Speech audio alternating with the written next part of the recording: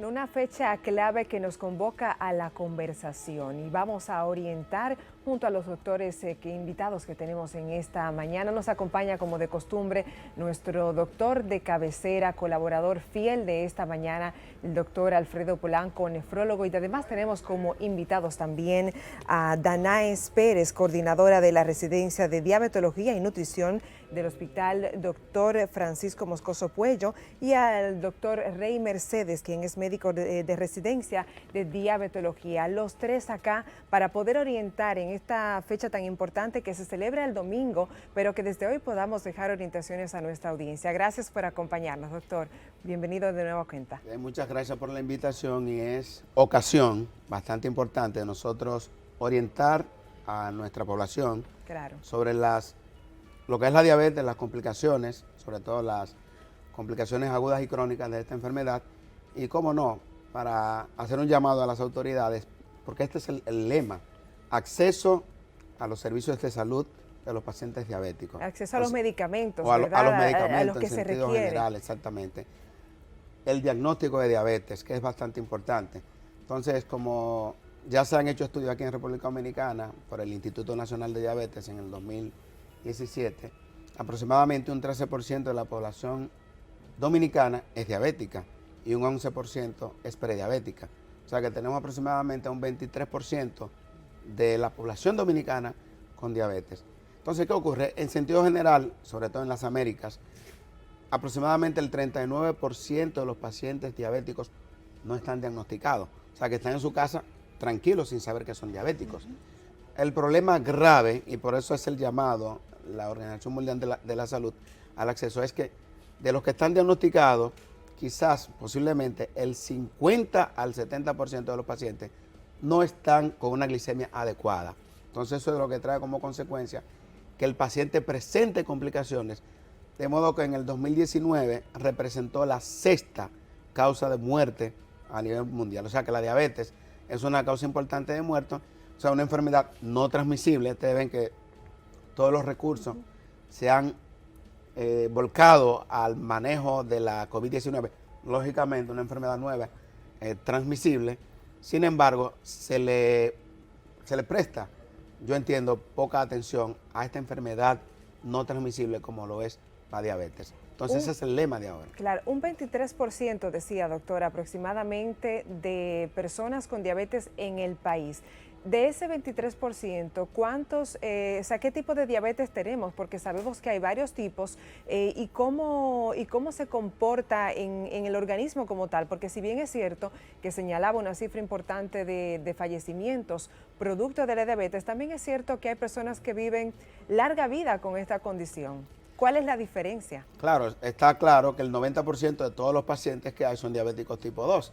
¿Y por qué aumenta la gran cantidad de pacientes diabéticos? Cada día tenemos más pacientes con sobrepeso, más pacientes obesos, más pacientes con vida sedentaria, tal y como lo dijo el excelente reportaje. Entonces el 90% son tipo 2, el otro 10% es el tipo 1 y el otro es la diabetes gestacional, que la doctora Pérez, pues diabetóloga y experta en la rama, pues va a explicar detenidamente. Doctora, ¿cómo se está comportando la diabetes en el país a propósito de que ustedes se encuentran en un hospital clave en República Dominicana, el Hospital Moscoso Puello? Sí, fíjate, la diabetes en los casos van aumentando día a día. Definitivamente es algo que se maneja como una pandemia.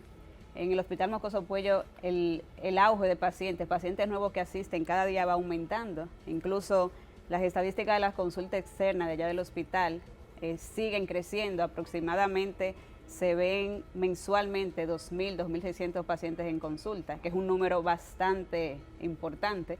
Entonces eso nos da un llamado de atención, un llamado de alerta de que algo está pasando y algo debemos de hacer. Entonces el Hospital Moscoso Puello siempre trata de luchar para que ese número no avance tan rápido y por lo menos los que ya están diagnosticados, que ya están dentro del grupo de alto riesgo, estén lo mejor controlado posible. Se habla de un diagnóstico tardío, de que, bueno, las personas se resisten tal vez o acudir al médico o no prestan atención, que ese es un caso también que se da muy común en el país, no prestan atención a ciertos síntomas, y de ahí sería muy importante que pudiéramos orientar sobre ese diagnóstico temprano, cómo llega, cómo se da, qué síntomas debemos prestarle atención para poder prevenir o más bien diagnosticar a tiempo esta condición. Fíjate, los pacientes regularmente se dan cuenta que tienen una glicemia elevada por un hallazgo casual. Un familiar les realiza una glicemia y se dan cuenta que tienen un valor de glicemia en 300 miligramos sobre decilitro. A todo eso, cuando ellos empiezan a investigar un poquito más, se dan cuenta que ya tenían varios días orinando bastante, esa pérdida de peso brusca sin ni siquiera llevar una dieta y un ejercicio. Se le llamaba mucho la atención tomar mucha agua. Entonces eso hace que el paciente como que despierte un poquito. Les realizan una glicemia y ahí se dan cuenta que ya vienen manejando una glicemia en 300 miligramos sobre decilitro. Pero es importante saber que ya cuando el paciente viene a darse cuenta de que tiene esa glicemia alterada, ya eso venía cursando desde hace un tiempo atrás. Cuando ya el paciente nos llega a nosotros a consulta, quizás ya el paciente tiene con un cuadro de alteración de glucemia de hace 4 o 5 meses atrás. Por eso ¿Y qué significa esa tardanza? ¿Qué puede implicar en...? Bueno, los pacientes regularmente no tienen la costumbre de hacerse analíticas de rutina. Se debe fomentar mucho el pesquisaje a tiempo, que es una de las campañas que está haciendo ahora la IDF, a manera de promoción, el pesquisaje a tiempo. Tomar una población, realizar glucemias al azar para poder diagnosticar a tiempo. Entonces, cuando llegamos al médico, llegamos porque ya sentimos algo, no tenemos la costumbre de hacerlo de manera rutinaria, por lo menos una analítica cada 6 meses. Ese es el problema. Bueno, y popularmente, doctor, ahí se habla también de las hormigas en la orina. Lo digo Sí. porque es una de las cosas que surgen, ¿verdad?, en nuestras conversaciones de barrio, con la familia, con los abuelos. ¿Es cierto esto? Sí, precisamente, estamos, como hablábamos del pesquisaje, el trabajo que hizo el Hospital de la Diabetes fue precisamente para eso, para nosotros ver qué porcentaje de pacientes tiene diabetes y que no lo sabe. Porque ocurre que en ese pesquisaje, por ejemplo, en todo análisis, como le llamamos de rutina, que todo paciente, aunque se considere sano, debe de realizarse, está incluida una glicemia. Esa glicemia de repente le da 150 miligramos por decilitro. Está muy alta porque no debe pasar de 100 miligramos por decilitro. El paciente, pues el médico le dice que tiene que completar algunos estudios. Sí. Ese paciente se olvida y no sabe que ahora es diabético posiblemente. Entonces el paciente pasa 1 año, 2 años, como no tiene síntomas, como en la mayoría de los casos, y después de 2 o 3 años que el paciente hace una descompensación importante, que esa glicemia se eleva sobre los 300, sobre los 500, y hace un estado hiperosmolar o una cetoacidosis diabética, que hay que ingresarlo, ahí es que el paciente ya acepta en muchos casos que es diabético. A veces tampoco lo acepta porque dice que fue por un problema emocional, y tenemos que aclarar eso. Sí. No hay diabetes emocional.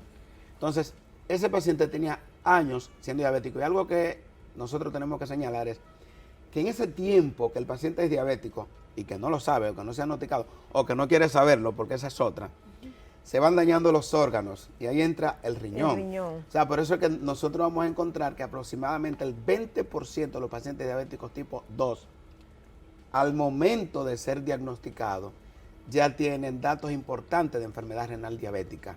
Esa proteinuria, esa orina espumosa. Entonces ya nosotros le decimos, bueno, hay un daño renal importante y ese paciente a posteriori va a tener que necesitar terapia de diálisis. ¿Cómo prevenir ese daño renal, doctor? Precisamente haciendo el diagnóstico de diabetes a tiempo. O sea que la base está en un diagnóstico temprano, pero no solamente diagnosticar la diabetes, sino tratamiento. Y como dicen las estadísticas, entre el 50 al 70% de los pacientes diagnosticados como diabéticos están mal controlados. Entonces por eso que nosotros vemos como nefrólogos ese aumento importantísimo de los pacientes con diabetes con una enfermedad renal diabética. Y usted va a ver, por ejemplo, en Estados Unidos, el año 2019, el 44.4% de todos los pacientes que llegaron a diálisis era por la diabetes. O sea que usted veía, por ejemplo, en la década de los 90, cómo la hipertensión Sí. era la primera causa de insuficiencia renal crónica en el mundo. Y vemos entonces cómo la diabetes ha casi duplicado a la hipertensión como causa de insuficiencia renal crónica. Y eso para nosotros como nefrólogos, como médicos, es bastante preocupante. Es clave. Bueno, en el caso de justamente de la alimentación, que es clave también para poder, digamos, vivir con esta condición y que usted pueda tener larga vida y que tener diabetes no sea sinónimo de muerte.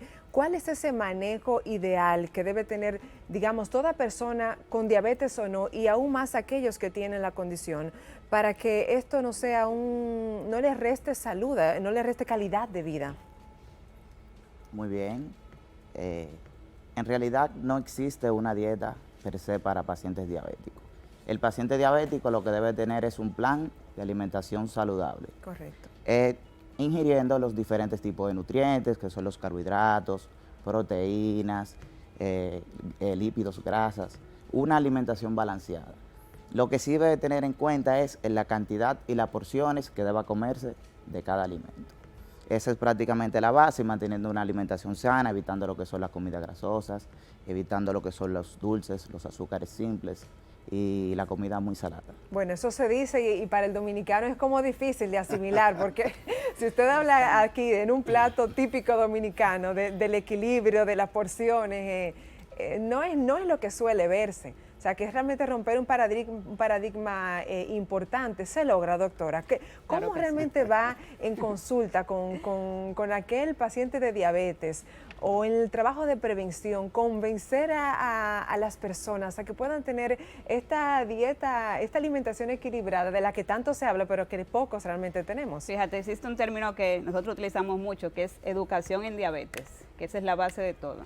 Cuando hablamos de educación en diabetes, es enseñarle al paciente a que sepa vivir con diabetes. Saber vivir con diabetes es reconocer lo que tienes en tu hogar como alimento, lo que tienes asequible, pero saber elegir la porción de lo que te vas a comer.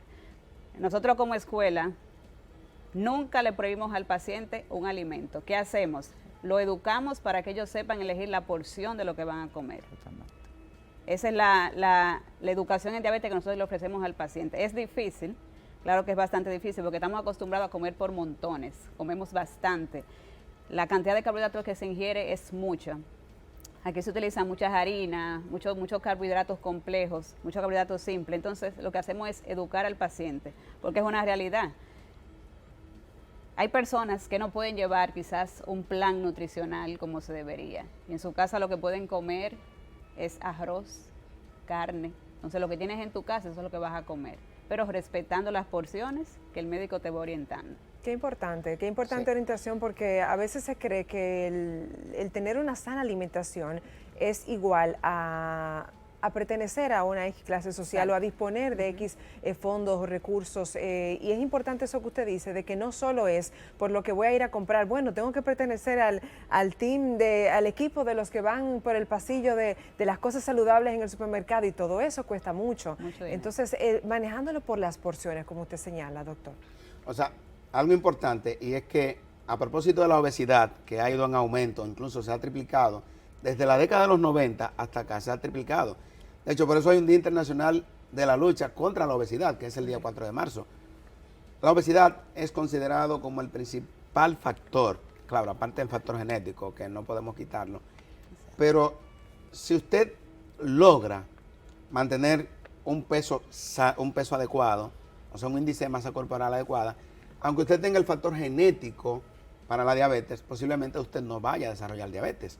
Entonces, ¿qué está ocurriendo? Usted, por ejemplo, en la década de los 80 y los 90, usted ve los artistas, cómo eran todos delgados, pero sin embargo, ahora todo el mundo es obeso. O sea, la obesidad está arropando a la población, sobre todo en la región de las Américas, y eso ha traído como consecuencia un incremento exagerado de la diabetes en esta región, más que en las demás regiones. O sea, ¿por qué? Porque no tenemos una dieta saludable. Exacto. Estados Unidos, México, por ejemplo, que son los países donde hay más obesos, pero miren, República Dominicana, la doctora lo sabe, y nosotros, por ejemplo, en el Hospital de la Diabetes, recibimos una gran cantidad de pacientes obesos. Por ejemplo, allá en el Hospital de la Diabetes se reciben más de 400 pacientes diarios, diabéticos, y tenemos una gran proporción de pacientes que son obesos.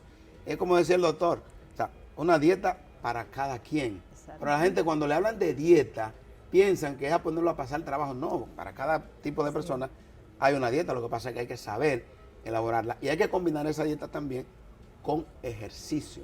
Porque si usted lleva una dieta, aunque sea saludable, y lleva una vida sedentaria, lamentablemente no va a tener la pérdida de calorías necesarias, va a seguir siendo obeso. O sea que hay que hacer una combinación perfecta. Usted ha señalado esta problemática de la obesidad y me interesaría mucho poderlo enfocar ahora en la población infantil, porque sabemos que también las cifras de obesidad en la población infantil van año tras año aumentando y está relacionado desde luego también a la diabetes infantil. Nos gustaría tener su orientación en ese sentido. Sí, fíjate, la campaña de este año de la IDF, uno de los puntos claves que se enfoca es el pesquisaje a tiempo de diabetes en niños.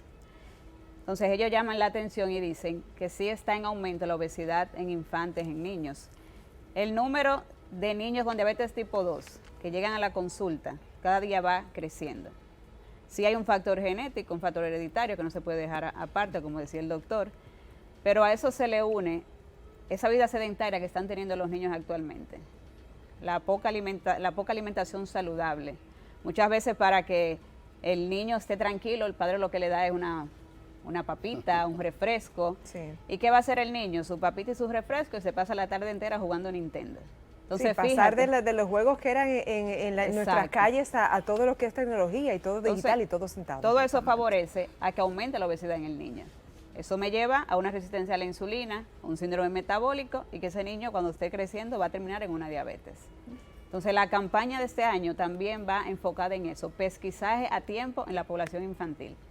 A propósito de este día y ya a modo de recapitular y de dar una orientación precisa a toda la audiencia de esta mañana en la ocasión del Día Mundial de la Diabetes que se celebra este domingo, ¿qué mensaje contundente enviar a la población a modo de orientación, de prevención, pero también para quienes ya tienen la diabetes, para vivir larga vida aún con esta condición que es posible? Bueno, de nuestra parte es bastante importante que el paciente se chequee. Porque muchos pacientes no van al médico porque no tienen nada. Pues no, yo no voy, ¿por qué yo voy a ir al médico porque si no tengo nada? Exacto. Simplemente ese chequeo de rutina con su médico de cabecera, que yo siempre que he venido al programa he insistido, donde si usted tiene una glicemia en 105 no es normal, ese paciente hay que investigarlo. Pero lo dejamos así y muchas veces duramos 3 años sin hacernos análisis. Vamos a buscar diabetes, señores. Aquí, entre diabetes y prediabetes, serían aproximadamente 2.3 millones de personas o 2.5 millones de personas. ¿Y dónde están todos esos pacientes? ¿Dónde están? O sea, no lo vemos. ¿Por qué? Porque hay muchos que están ocultos, como dice la Organización Panamericana de la Salud, que el 39% de las Américas tiene diabetes y que no es diagnosticado. O sea, que tenemos que hacer hincapié en esa glicemia en ayuna que está por encima de 100, no dejarlo así como que hay una diabetes emocional, porque no la hay. Si usted es diabético y aceptar su condición de diabetes, porque muchos pacientes, lamentablemente, mientras usted no acepta la condición de diabetes, usted no va a utilizar el tratamiento. Claro. Entonces se ha avanzado mucho, por último, porque tenemos la insulina, 100 años de la insulina, y a eso que la gente muchas veces le tiene tanto miedo, salva millones de vidas. Esa insulina que muchas personas le temen es el medicamento que normalmente produce mi páncreas, y que si soy diabético es porque o mi páncreas no produce insulina o porque si la produce es de mala calidad o tengo lo que se llama insulinoresistencia. Buenísimo, doctor. ¿Su mensaje para este Día Mundial de la Diabetes? Nosotros como escuela siempre promocionamos y decimos que el que te indique insulina te está salvando la vida. Muy bien. Entonces, en el Moscoso Puello siempre nos enfocamos en eso. Y un llamado de atención a los pacientes, quien tenga una glicemia 101, como dice el doctor, no se quede en su casa. Claro. Salga a investigar, vaya donde su médico de cabecera, siga completando con las analíticas que necesita, para que se pueda tener un manejo a tiempo, evitando complicaciones como nefropatía, retinopatía, un pie diabético que es tan traumático. Sí.